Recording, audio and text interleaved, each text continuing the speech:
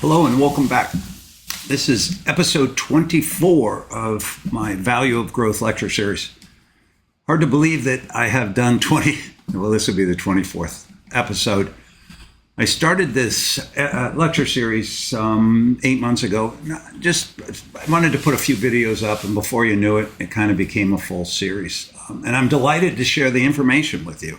I've been working on the value of growth as a concept for a very long time. Talk a little bit about that history in our next lecture. All right, today we're going to talk about platform companies, which is a subject I think has a fair amount of confusion around it. I've heard a lot of people talk about platform companies and say things that are not accurate, and certainly not accurate to the company they're looking at. And we'll talk a little bit about that in this lecture. This is the last of my lectures on competitive advantage. And the next video will be growth. We're going to introduce growth. Hard to believe, lecture 25 of a lecture series on value of growth. We get to growth. So I'm pretty excited to be done with kind of the base work so we can actually attack growth, which is the full point of this lecture series and a deep passion that I have, which I will share with you. All right, let's jump in on platform companies. All right.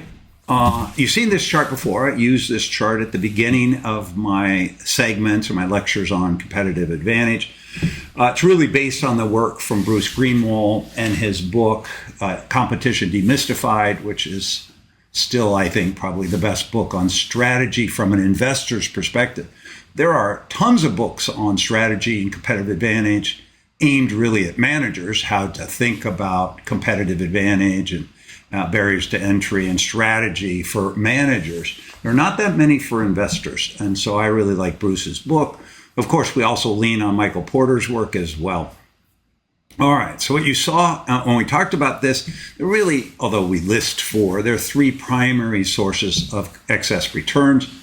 Higher prices, which is a customer-facing advantage that really plays out in the customer's willingness to pay a price higher than what you would see in a competitive market. That leads potentially to customer captivity. The second one was a production advantage. That's really internally facing. That's a company that has a proprietary process or service delivery methodology that's hard to replicate. And then the third was what we call an efficiency advantage, or I'd like to refer to as scale. And there are really three primary scale business models: experience curve, that's learning by doing; economies of scale or scope, that's kind of your traditional economies of scale. And then the third, today, we're going to talk a little bit about platform companies. It's a different business model, but it leads to sort of the same thing, and that is economic power, lower cost because of the scale, the scale that's been achieved. All right, let's dive into platform companies. All right, platform companies defined, or at least a couple of observations, that leads to lower average costs. That's the key to scale, lower average costs than your competitors. Modern day platform companies are often asset-light business models. That's a good thing because that leads to high return on capital. And many of them are internet-based, so they have this internet that's, quote, free to them or certainly inexpensive to them. If any of these companies had to replicate a worldwide network, it would be obviously prohibitively expensive. Many of these markets do have a winner-take-all, winner-take-most structure to them. There's the advantages of a single provider. And then some of these businesses have network effects. I find that concept, network effects, is misused more than any other concept when it comes to platform. And I'm hoping I can help kind of define it, tighten that up a bit. All right. Platform companies, just some quick definition, is a company that enables individuals or organizations to interact in ways not otherwise possible. So you're bringing people together. It is a platform. That's why we call it a platform, where you have sometimes two-sided, sometimes multi-sided, sometimes single-sided. But the idea of a platform is it's bringing people together in a way that was probably otherwise not possible or certainly expensive. And this connection is made or enhanced by the business model. We'll define this a bit more with some examples, but I just want to walk through it. Here's a quick picture of a platform company. On one side, you can have suppliers or content. On the other side, you could have customers or consumers. And when you look at somebody like Meta, Facebook, or Instagram, you see that it is kind of a single-sided in that all of the users are sort of equal. And then Meta has brought in this advertisers to layer into the model. We've often referred to these as a multi-sided business model or a multi-sided platform company. All right, so here's some historical examples. This notion, I hope I can kill the idea, the notion that somehow platforms are a modern phenomenon. They're not. They've been around a long time. Certainly an example that anybody over 30 knows is newspapers. They used to be actually physical. And they bring together readers and advertisers. And it would be very difficult to consolidate those two users any other way. Buffett loved this business model. They were often scale businesses, true economies of scale. And often you'd only have one dominant newspaper in a market. It was kind of a gatekeeper. Loved that business model. Shopping malls, which have been around for, 80 years or something like that, bring shoppers and retailers together. Television networks, at least the original ones, ABC, NBC, CBS, were platform companies. They brought viewers and advertisers together. Similar to newspapers, another business that Buffett really liked. Movie theaters, believe it or not, are a platform company, viewers and content providers. And then, of course, Visa, MasterCard, and American Express are fabulous platform companies. Those are really amazing businesses. Oligopoly, very tight rivalry, no rivalry, so no real pressure on pricing. Another business that Buffett's been invested in with his American Express. So these are all multi-sided markets, but they're all platform companies, which is really cool. This concept's been around for a very long time. All right, so then the value of the platform, if you will, the value of connecting people. If the people are diffused and hard to connect, then there will be high value to the platform. If people are concentrated, relatively easy to connect, it will be hard to maintain the captivity, and the platform's value will decline over time. So if it's diffused and difficult, then there will be high value to the platform. So you think about shoppers and malls. Shoppers are pretty well diffused, and they want to come together into a mall because they have multiple shopping opportunities. You can think of it that way. Credit cards, right? Credit card users are very diffused, hard to concentrate them. You even have the retailers are diffused. And that's one of the reasons why those platforms really have very high value. They're bringing a lot of value to both the consumer and the merchant. Pretty cool. All right, there are some challenges to platform companies, particularly early on. You have a chicken and egg dilemma, which is which side or clientele comes first. You think about it. I'm going to talk about OpenTable in a minute, but OpenTable, the challenge they have is that you've got to convince restaurants to be on the platform, and you're going to charge restaurants. That's the key. And then you have to convince consumers to use the platform. And so if I go into a restaurant and say, hey, pay us because we're going to bring you consumers, that's a hard sell early on. And then you go tell consumers, hey, use the platform, but without a lot of restaurants, that's a hard sell. So you've got this chicken and egg dilemma. And almost all of these platforms start regional or local, and you build some critical mass local, and then you go from there. Think about Facebook, the original Facebook model. They really got users up onto the network in Harvard, and then they used that elite school strategy that kind of bounced to other schools, and then they got enough critical mass that they could open up the platform. The next thing you want to do is you need to understand how the platform captures value, how it makes money.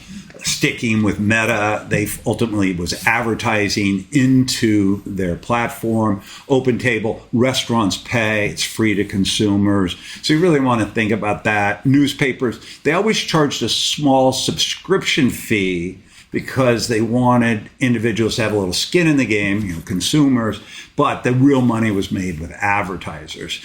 If you go look at malls, they're free to come shop, and so obviously they make their money through rent, from all of the merchants. So you really want to think through how they get paid. That's really important.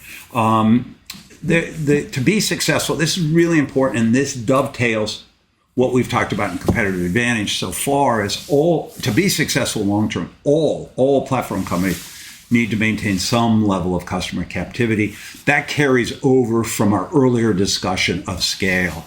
And now this is a point I'm going to keep making throughout this lecture. Not all platform companies have network effects. Do not confuse platform and network effects. I'm going to define network effects. It's a very specific trait, definition, characteristic, but it's not uniform. And just because a company is a platform company, it does not mean it has network effects. I will drive that home. All right. So let's talk about OpenTable for a moment. As I say, all multi-sided platforms face this chicken and egg dilemma. And so for OpenTable, they need to get restaurants on the platform to attract diners.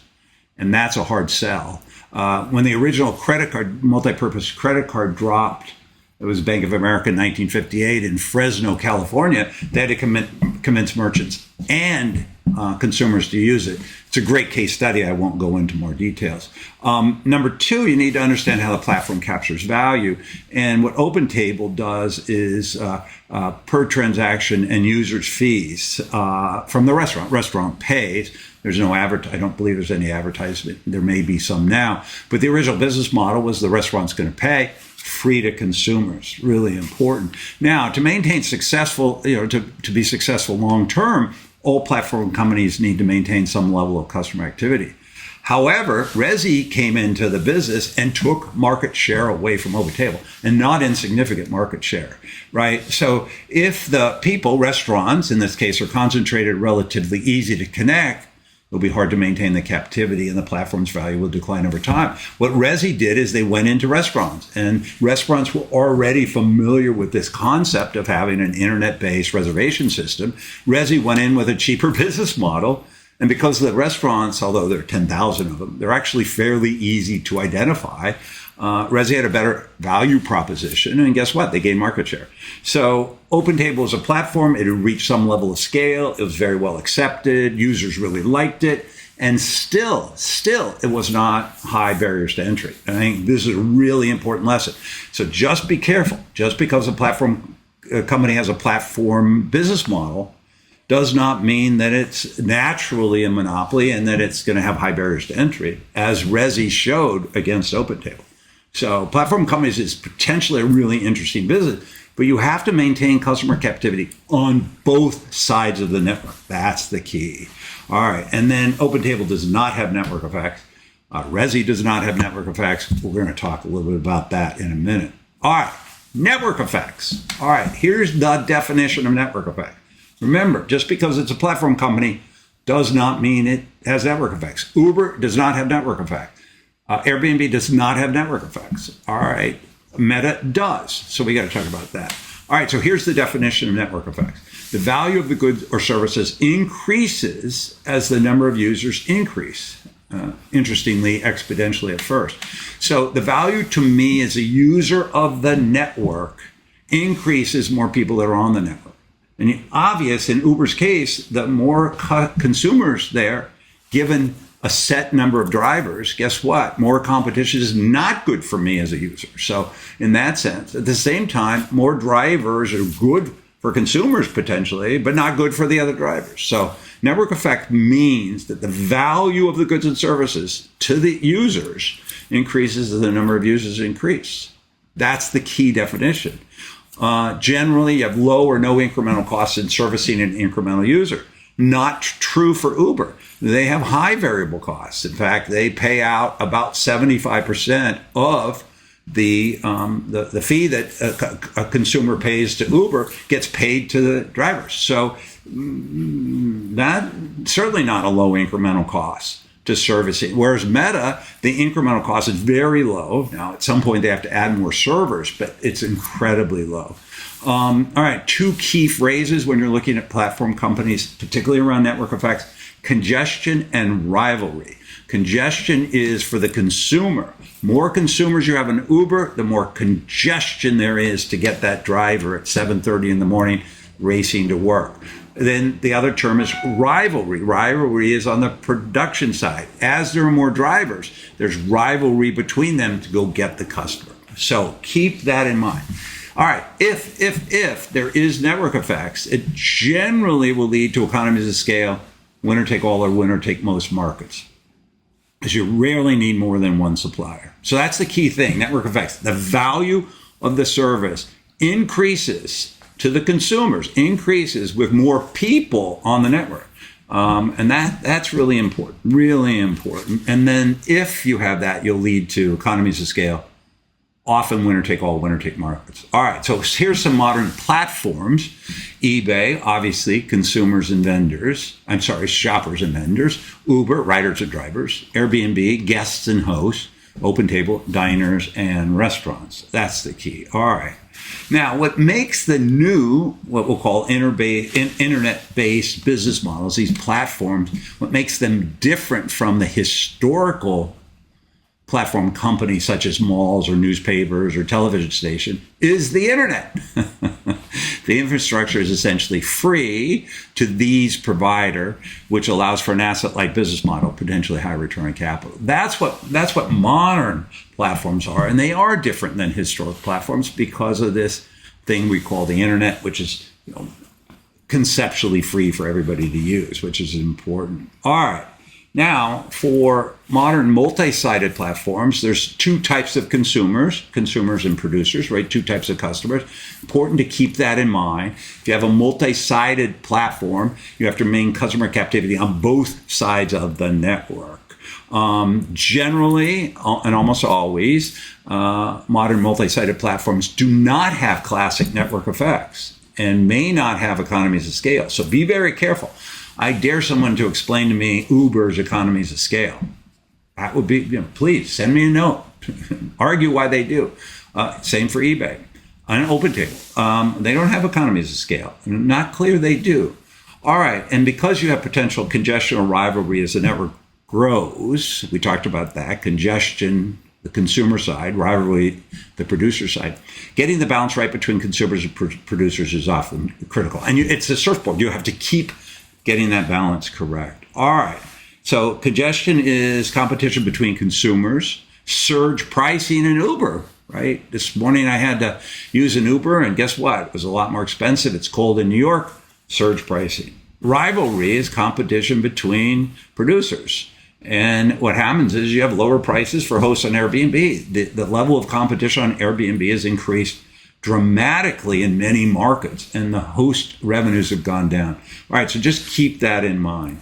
All right, single-sided business models are you only have customers and producers. Those are the interesting businesses, frankly, because there's only a single, if you will, customer to deal with. All right, so one-sided platforms, you usually have a single type of consumer. You usually have network effects and economies of scale, and you often results in winner take all, winner take most industry structure. Really important. So one-sided platforms are generally a better business model. All right, classic examples, the telephone, fax, email. As the telephone grew, which was really important, it increased in value to the users because more people that had a telephone, the more potential people I could connect with. Same is true about fax machines, which are interesting in technology that was extremely important for a long time and then disappeared with email. And then email is generally a classic example of a one-sided platform in that the more people that have email, the more valuable it is for the same reason that you see a telephone, Although I get too many emails, I'm sure you get too many emails. It would be great if some of the people went away.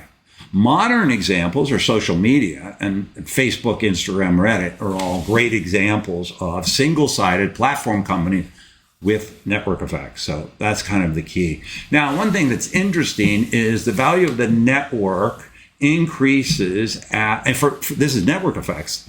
The value of the network increases as the number of nodes, number of users increase, and it's exponentially originally. And there's something called Metcalfe's law, named after Bob Metcalfe, who invented Ethernet, by the way, for those of you who care. And it's often misquoted. This is the correct formula for Metcalfe's law. And it's exponentially early, in that the value increases exponentially early in the life of the network. But over time, it obviously starts to incrementally decline. You know, if you're Facebook and you go from 100 users to 200 users, that's huge increase in value. If you think about the value, put that in 100 times 99 divided by 2 versus 200 times 199 divided by 2. You see a huge increase. But if you go from 2.4 billion active users to 100 more, the incremental is almost negligible. So that's you just want to keep that in mind, that it's exponential early in the network, but it follows a standard S-curve, sigmoid, and at some point, it's the incremental starts to decline, which is important. All right, so here's a quick graphic to think about it. You've got platform companies. There are one-sided markets and two-sided markets. One-sided market leads to network effects. Two-sided markets rarely lead to network effects. That's an easy test. So if you have a two-sided market, Uber, Airbnb, OpenTable, eBay, you're not going to get network effects. One-sided markets, you potentially can get network effects. All right, so now here's the key. The competitive advantage rules still hold. What are those rules? Competitive advantage, sustainable competitive advantage is scale plus some level of customer captivity. That's the key. Well, guess what? All platform companies have scale. Many have winner take all, winner take most. Therefore, customer captivity is the critical issue in a platform company. Those that have scale, they have scale. And so the burden on those business models is customer captivity for sure. That's the key. And you want to really look at customer captivity. We saw in OpenTable, they did not have customer captivity on the restaurant side. And as Resi got bigger, we found out they didn't have customer captivity on the consumer side. Uber, no customer captivity on the driver side and no customer captivity on the user side. They only have scale, and their only weapon is scale. And the problem is there's a lot of rivalry, and now with autonomous vehicles entering the market, there may be low switching costs. So be careful. Customer captivity in scale businesses, customer captivity is the critical issue. All right, as I said before, sustainable competitive advantage is customer captivity of some kind. You don't need a lot, but you need some. Plus scale or proprietary production service delivery process. We talked about that in the last couple of videos. And constant vigilance. That's it. So if I'm a platform company, I generally have scale, but customer captivity is the critical issue. And then you need a management team that understands the competitive advantage and works very hard to defend the competitive advantage. All right. And of course, superior execution always enhances both competitive advantage and strategy. That's the key. All right, a couple of final observations. Sustainable competitive advantage requires maintaining barriers to entry. And the barriers to entry are really, at the end of the day, going to be customer captivity. You want your customers to be happy. You want their willingness to pay to be high. That's really going to be the key. If competitors can come in and steal your customers, that's going to be a problem. All right. Sustainable competitive advantage, barriers, is critical to generating superior return on capital over time. And we saw how important return on capital is in terms of excess returns, of course, building that base for growth. But if a company does not have excess returns, the value of growth will not materialize, which I will talk a lot about in the next couple of lectures. That's the key. All right. Therefore, in my mind, the primary role of strategy is defined as establishing or reinforcing barriers to entry, plus capital allocation, which is a subset. So for me, the definition of strategy is establishing or reinforcing barriers to entry. That's the critical component. All right, now keep in mind that barriers are determined by markets and not companies. It's really markets, and markets are defined by customers, not CEO. So companies love to talk about the markets they're in, but markets are really defined by consumers, and barriers then are barriers to that market. Don't get caught up in companies saying a market is X, Y, or Z. be careful. Look at the consumer choice, consumer decisions, consumer willingness to pay, things like that. And then you really want to be careful to understand what businesses the company is in without anything. And if no barriers to exist, no competitive advantage, there's no need for strategy, which companies that don't have high barriers, high competitive advantage, love to talk about strategy, when in fact there isn't really a key component, a high need for strategy. In fact, I would argue that operational excellence, execution, is the only differentiator between companies. Now, I think that's significant. Don't get me wrong, but it has nothing to do with competitive advantage. It has everything to do with culture, execution, leadership, and things like that. So if no barriers exist, execution is the only thing that differentiates companies, which I think is really important to keep in mind. All right. And remember, really important final comment is there's no such thing as entrant competitive advantages. We see it all the time. Now, they may have a disruption. They may have an interesting value proposition. They may be driving consumer choice and change, but they don't have a competitive advantage. If I had a nickel for every time I saw a young startup company say, this is our competitive advantage, I probably could retire at this point. So there's no such thing as entrant competitive advantages. They have value propositions or disruption or things like that. Really important. All right. I think that's it. Thank you very much. In the next video, we're going to start talking about growth.